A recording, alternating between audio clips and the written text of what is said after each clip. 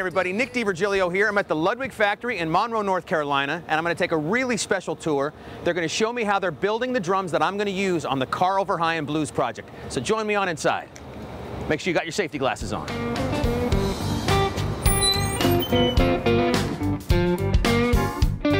I'm with Terry Bissett, Director of Sales for Ludwig. Terry's going to show us how they build their beautiful Ludwig drums. Okay, Terry, before we take off, can you give us a little bit of a history, a little background lesson of the facility we're in? Yes. As many people know, Ludwig was founded in 1909 in Chicago, and in 1984 they moved down here to North Carolina. They brought a lot of the same tooling, a lot of the same processes with them. One of the reasons they came to North Carolina was because at that period of time, this was the furniture capital of America. They thought they could learn a lot more about the integrity of woodworking being in the same vicinity. So the drums that we're building today are very, very much like the drums we built yesteryear. Well, let's go see the first step in the process then. Let's go. All right. Terry, we're in a room. There's lots of wood here that doesn't look like drums yet. So explain to me where we are. We're in the humidor. And basically what we want to do is we want to raise the moisture content of the wood, because when we receive it from the sawmill or supplier, it comes in, it's kind of dry sometimes, maybe 30 to 45%. So we have to raise the moisture content to approximately 70%. That way the shells are pliable, they're moldable, they're not brittle, they don't break during the manufacturing process. Once the wood has been here typically 3 weeks or a little bit longer, then we can bring it out to the manufacturing process and start to build drums. Now let's go check out the saw. All right, before we get into step one, I knew that I wanted to play Ludwig drums on this project. I knew Ludwig would be the right sound for this particular record. Carl's is going to be kind of a bluesy rock record. I thought it would fit perfectly. I have a long history with Ludwig, and then me and you got together and talked about which model would be the right one to choose. And then we came up with the Legacy Mahogany kit. So explain to me a little bit about the history, why they'd be good for this particular project. Yeah, it's a very organic, raw sound. It's very natural. It's kind of the sound that put Ludwig on the map in the 50s and 60s. The shell was created in the 1920s by Mr. Ludwig, and that was a great innovation, one of the first in the industry that had reinforcement rings. What that brought to the table was a solid shell that didn't warp, didn't bend. The thing that's interesting about these drums is they're well suited for many musical styles. They were really prominent in the 50s with the jazz era, and then the rock era came, and you had Ringo, you had Keith Moon, Mitch Mitchell, focused on the Legacy Mahogany sound. So it was a great fit for this project. Well, great. Thanks for that history lesson. So let's see Don cut the wood. This is the very first step in the shell building process. Once we got the wood panels to the right moisture content, you have to make sure that the outer plies are slightly larger than the center ply, and the center ply is slightly larger than the inner ply. So everything fits uniformly and perfectly seamed together.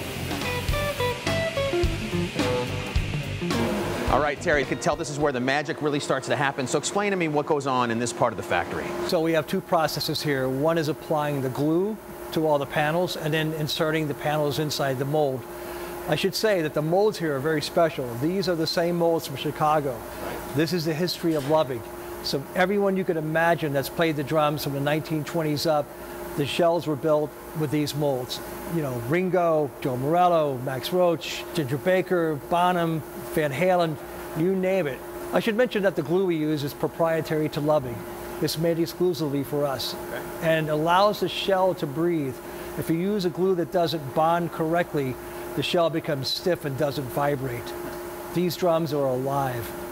And what is this magic wand I hear about? The magic wand, okay, that shows the electrical connectivity between the radio frequency and the mold.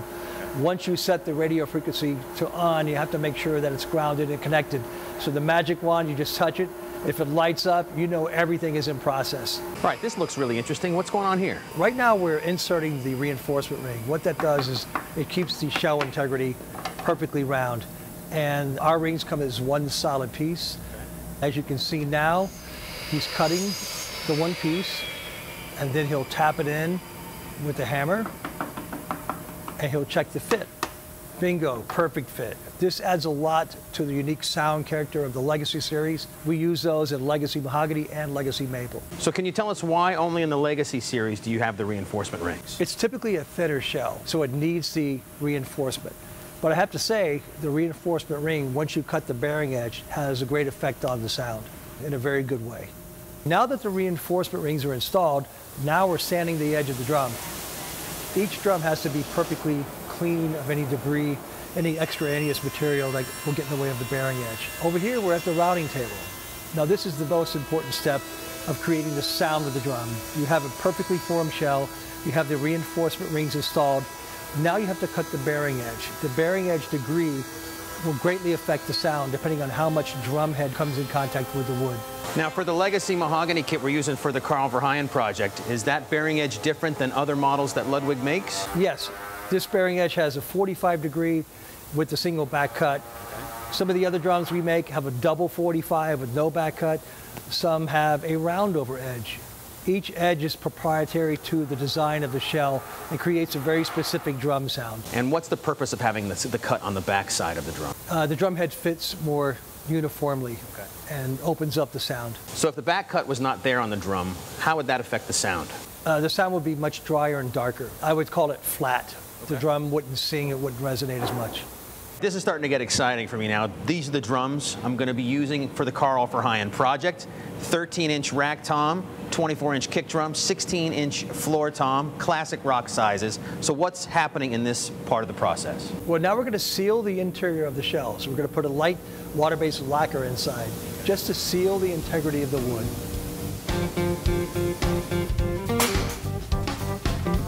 This is really cool. We're getting to see the wrap get installed on the legacy mahogany kit.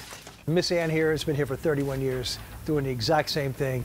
Her work is flawless. The integrity is really amazing.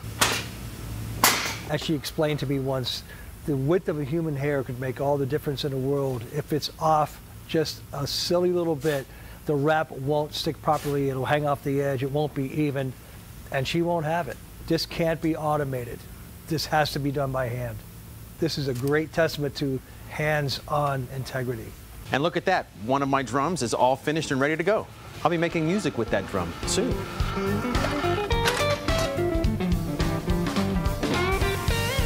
Well, all right. I can tell this is where they drill the shells. These are the original drill machines from Chicago. It's an original drill press idea that William Ludwig designed just to accommodate all of the different drum shell sizes. There's a framework. Every raw shell was put into the framework at a specific point. Then the drill bits are dialed into the proper setting, and away you go.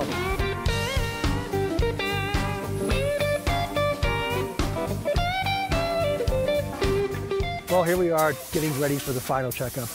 This is the granite table, and the granite table guarantees the flatness of the shell to make sure the bearing edge is correct and there are no gaps, anything to interfere with the sound of the drum. We have a checklist of 16 points that they look for. Bearing edge, of course, the wrap integrity, the holes that are drilled for all the lugs, the badge placement, everything is checked with this 16 checkpoint list. And also, it should be noted, each auditor must be a drummer because they're going to look at it from the drummer's perspective. As if the player opens the box, what are they looking for?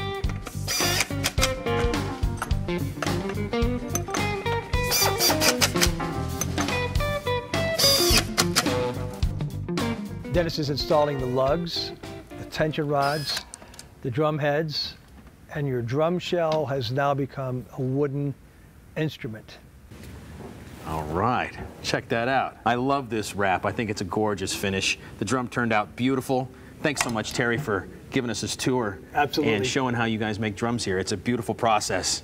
This drum is now ready to go and make some beautiful music with.